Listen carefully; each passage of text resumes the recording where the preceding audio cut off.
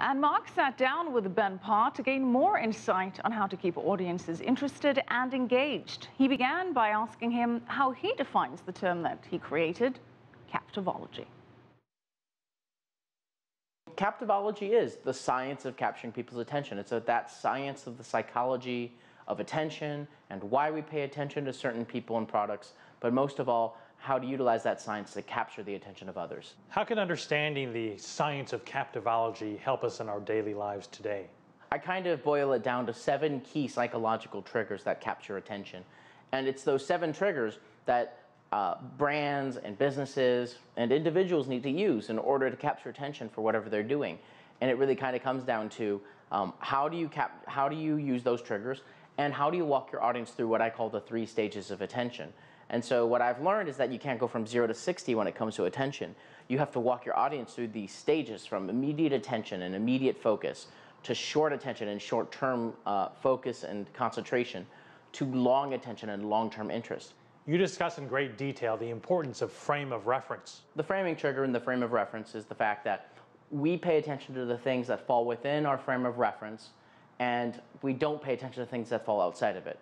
It's the reason why a controversial topic in the US or another place, like say global warming, some people will immediately listen and others will not. And this is based on their cultural, political, and biological history. And we are tuned to pay attention to certain things and not others, even down to the times of day to listen. There's one study that found that judges make harsher decisions at the end of the day than the beginning of the day. And it's because they go through decision fatigue, and their frame of reference is to be more tired and to get out of the whole thing. So if you're about to go to jail, you want to get sentenced at the early part of the day. In your book, you actually make the point that creating incentives doesn't always work. Incentives are, if you do this, I'll give you that. And that, over the course of my research, I found doesn't work as well as a lot of other types. For example, post-action rewards. Instead of you telling people they're going to get something for taking an action, you give them a surprise gift or a surprise reward after the fact. So maybe you get a high score, and without you knowing, you get a prize in the game. And what the research shows is that that reinforces behavior, makes people much happier, and makes people pay more attention. Silicon Valley is all about pitching your ideas. How can captivology make you a better pitcher? One of the big mistakes that lots of people make when pitching an idea is dividing the attention of their audience. The worst sin you can make doing a presentation is having bullet points. And the reason why is because you're dividing attention between yourself and people listening to you and the screen and what people are trying to read, because they cannot listen to both at the same time. And the science shows that you need to focus attention on one thing and one thing only.